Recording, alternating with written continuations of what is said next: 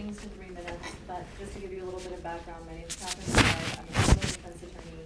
I practiced as a public defender full-time in Lawrence County, so I spent a lot of time with probation and parole. Full days where you do nothing but probation revocation hearings and do nothing but deal with people who are on probation and parole and bond. So this is an area that I know a great deal about and would be happy to reserve as much of my time as possible for questions. However, what I am very concerned about, and I don't say this lightly, but everything that you heard from the previous witness was not true. And that started at the very beginning, where he kept referring to the Agency of Community-Based Supervision, or the Department of Community-Based Services. Let's call this by its right name. This is the Department of Community Supervision that they are seeking to create in this state. That is what they are seeking to do, and the fact that they do not feel that they can be honest with you about what it is that they are seeking to create should cause you to call into question the remainder of the assertions that were made regarding the interest of efficiency and administration that will be served by this bill. So this does create two gigantic new agencies. The idea that they would be cost neutral is frankly laughable to anyone in the criminal justice system right now. At the very least, it creates two powerful new commissioner positions that have not previously existed, and specifically authorizes the bringing on of employees to structure these agencies. This is not closing down the state boards of pardons and parole. This is not closing down the Department of Corrections. Yes, they're taking away some of their funding, but it means that you're going to have new employees, new offices, new expenses associated with creating these two agencies. I'll try to move through some of the concerns that were brought up by the previous witness. Yes, we do want to become smart on crime, but the reason why Georgia's criminal justice system has become such a difficult place to be is because we are simply putting too many people on probation who do not deserve it. I made this point when I spoke to the committee in the House on HB 310, so I would of course dispute the characterization that no one spoke against it at that time. It was at that time during that committee hearing when I observed the lack of critical analysis being presented by members of the committee to the speaker that I became concerned and began speaking to other people throughout the state to let them know they're trying to start a Department of Community Supervision, and they won't even call it by its right name when they're talking about it to the committee. It's a serious problem. So yes, we all want this smart type of supervision, but the question is who we are putting on this supervision in the first place. This is not just a matter of probation and parole, which yes, that has been tried before to spectacular failures during the Carter administration and the Barnes administration. There have been serious problems with corruption and financial incentives in combining these two powerful agencies. But this also brings in people who have not been convicted of any crime. So when you hear that they are not going to be knocking on anyone's door unless they're a convicted offender, let me be very clear, that is simply not true. This applies to people who are on pretrial release. It's line 479 of the bill that specifically refers to the Department of Community Supervision administering pretrial release programs for felonies. And I can tell you that this is a distressingly common situation in the criminal justice system. Individuals who have simply been accused of a crime are placed on bond conditions so restrictive that they actually resemble probation or parole. I have had clients tell me that they believe that they have already gone through probation after spending a year or 18 months. In fact, I had invited one of my clients to come up and speak today. He was unable to because of work, but he has been wearing an electronic monitor at his own expense for 18 months. And this is not an uncommon situation. You're looking at individuals who are having to make the equivalent of a rent payment in order to make their electronic monitoring obligations. And these, again, are individuals who have not been convicted of a crime, have not pled guilty, but merely have been accused of a crime. So the fact is that this brings in a serious due process question when you are associating individuals who have not been convicted with individuals who have been convicted.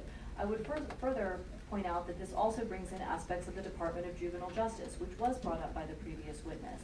I will tell you what I have been hearing from individuals in the criminal justice system, assistant district attorneys, probation officers, deputies, the people who are in the courtroom seeing this every day. They are terrified by this prospect. They are saying people who joined DJJ to become probation officers for juveniles, they didn't sign up to carry guns. They signed up to be social workers. Instead, under this regime that is being proposed by House Bill 310, they will now be forced into that same model of carrying guns, of being part of this large agency that is combined with probation and parole. It removes the individuality of Department of Juvenile Justice and the idea that juveniles need to be rehabilitated in a different manner than you would with adult offenders.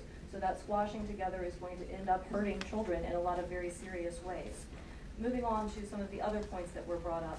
The vast majority of this is unplugging and replugging. Again, I cannot be more clear that that is simply not true. This is the creation of two powerful new agencies and the complete recharacterization of the entire probation and parole system. That's why it requires 119 pages to go through the bill and make so many changes. Some of the changes that this would include for probation include that these individuals who are on probation would no longer have the right to see a superior court judge if they were accused of committing some sort of action that violated the terms of their probation. And in fact, that was even referred to by the previous witness when he said, you have a right to due process and to appear in front of a judge. Not if HB 310 passes, you won't. Instead, you will be before a DCS officer who is alleged to be impartial, but frankly, I find it difficult to believe that we are actually going to be able to have someone who is part of an agency that has executive, legislative, and judicial powers, that this person is somehow magically going to become impartial simply because they are designated as such by the administration. So these people would be losing their right to be heard before a judge. And again, I understand people are probably thinking, well, this is only happening to criminals. This is only happening to people on probation or parole. Let me emphasize, Georgia is one of the only states that considers traffic offenses to be misdemeanor criminal offenses where you can be placed on probation. Everyone in this room is one traffic ticket away from being under the supervision of the Department of Community Supervision. One unproven accusation in court away from having the full might of this agency brought down on you. So when the governor and his agents are telling you about, oh, this is something that's just administrative, we are looking to reduce recidivism, what we need to do is examine why our system has become so overburdened in the first place. And I can tell you from personal observation, it's because our law enforcement resources are being allocated completely improperly. We are not going after the violent offenders. I know we're running short on time, but as I don't think you have a lot of other witnesses before you today who have actually had experience with the probation and parole system. I would invite any questions that you might have on the subject. There will be some other folks who can speak to other issues on this bill. Any questions from the committee? Senator Alves. Thank you, Mr. Bernard. Good to see you. Senator.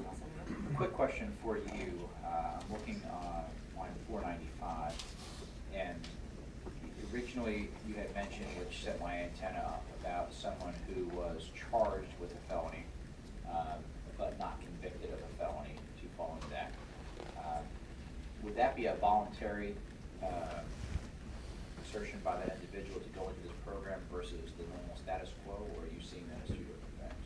No, it appears to be just like the misdemeanor probation reforms that are being stated as reforms, but are really just a codification of what is happening in practice. What is happening in practice when someone is accused of a felony, when they are placed on bond, they are placed on electronic monitoring, they are placed on a curfew, they are given drug tests at their own expense. It is an extremely restrictive state of affairs, and that is what I'm referring to with the pretrial release program. It is not voluntary. Well, in that there is a fiction of consent, and the judge says, well, you can stay in jail or you can agree to this program. I suppose it's voluntary in that sense. Fair enough. Thank you.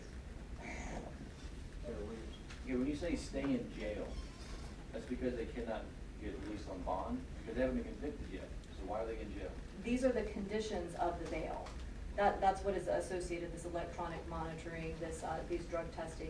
If they do not agree to these conditions, which they actually get even more restrictive. Now, many judges are asking all family members of an individual on bond to sign a Fourth Amendment waiver so that officers can come into their home at any time. And that's in the bill? That's not specifically in the bill. That's something that is being done by, That's not in this bill. no, that is not in this bill. Also, when you talk about, Actually, I apologize. Let me walk that back in a minute. That is not explicitly in this bill to have them sign Fourth Amendment waivers. HB 310 operates as a universal Fourth Amendment waiver for anyone under the jurisdiction of the Department of Community Supervision. So in effect, it would do the same thing without requiring them to sign that additional waiver. that makes no sense to me, but. Much of the criminal justice system prompts the same response from people. Whenever you mention that, the individuals under parole, they don't have the ability to go back to the judge, that they're confined within DCS. Don't they have the right to appeal the verdict of DCS back to the judge that was sentenced to parole?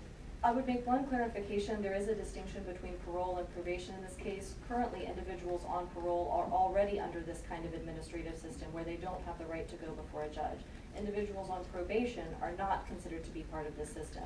However, if HB 310 becomes law, then what would happen is these individuals would be treated in the parole sense, but they would also, their first appeal would then be to another DCS officer.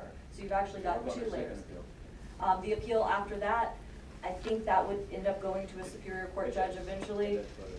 But as someone, again, who has dealt with these probation revocation appeals, the standard of evidence for a probation revocation is already very low. It's only preponderance of the evidence. So one thing that we're seeing is people will, there will be some trumped up charge made against someone, but the person is too afraid of the consequences to go to trial, and they're given a good, it seems like a good probation officer. I don't have to offer. I don't have to go to jail. So they take that offer thinking they'll just deal with probation. Then how the officer who may have targeted them in the first place can bring another charge against them, knowing that they don't even have the right to a jury trial to have that heard. It's just going to be before a judge with that lower standard of evidence. So we are really depriving individuals of their right to a jury trial and their basic rights of due process. Thank you, Mr. Chairman. Actually, if they want to help me later on, I've actually requested a study committee on decriminalizing. But I Excellent, do thank have you. a question for you right now. Even though you say it's a legal fiction, though, isn't it accurate that sometimes defense attorneys should be the ones to actually ask or request that their clients placed in various electronic monitoring things of that nature as a way to keep them out on bond? Yes, and I would like to distinguish here because obviously you have individuals in the criminal justice system who do pose a threat to public safety and who it is legitimate to require that they wear some sort of monitoring device before they can be released. There are individuals who fall into that category. In my experience, that is not the majority of individuals in this case. I have found myself sort of bargaining with judges and prosecutors, you know, please just let him out. He'll wear an electronic monitoring device. Please just let him out to see his baby and work so that his family can have food on the table and won't be forced into government dependency. So yes, sometimes defense attorneys do have to make that bargain. It does not mean, unfortunately, that it is a representation of justice and the way that the Public Safety Committee would want us to operate. If that bargain was not made, would it be accurate to say that most likely the judge would place them in confinement? Yes, despite the ruling of the Georgia Supreme Court in Ayala versus State, bail has become an exception in a lot of cases, and this is actually, I believe, contrary to the 8th Amendment of the U.S. Constitution as well, where excessive bail shall not be required. We are finding it routine that even on drug cases where there is no victim, there is no violent act, there is no property violation, that individuals are being denied bond. I recently had a client spend 10 months in jail for cocaine charges that were then dismissed on the morning of trial. But he was denied bond for 10 months. His baby was born during that time. Senator Dugan. Mr. Chairman, I know that we're gonna have to make. We it are. in We're just going. in a second. I know that we're put on, you're gonna make some announcements here. That's right. When you come back, I want you to explain to me about why they're all on trumped up charges. That's the words you used a second ago. I will be happy And, to. yeah, I want you to prove that to me. Certainly. Ladies and gentlemen of the committee, due to the time constraints and due to the fact that we have another committee coming in and due to the fact that I have a committee meeting at 2 o'clock and 3 o'clock, we're going to suspend till